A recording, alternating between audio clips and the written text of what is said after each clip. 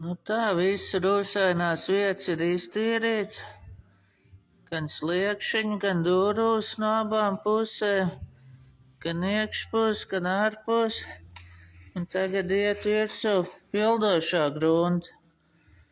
To mierīgi ar pinceli var darīt. Uz šito skābo gruntu nedrīkst špaktelēt, jo špaktelis tad nenocietē, visu laiku mīksts paliek. Tur kaut kā ķīmiska reakcija notiek. Tāpēc vajag pa virsmu uzpincelēt šitādā veidā. Un tad, kad viņš nokaltīs, tad špakteli virsū, un pēc tam otrreiz nogruntēs normāla pistole.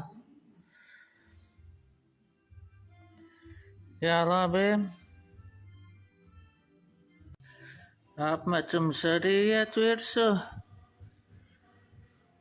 Pirmo 1-2 kārtas ar stikla šķiedri zaļo, un pēc tam, kur vēl vajadzēs, tur var ar parasto dzelteno špakteli, šī tādas vietas piešpaktele.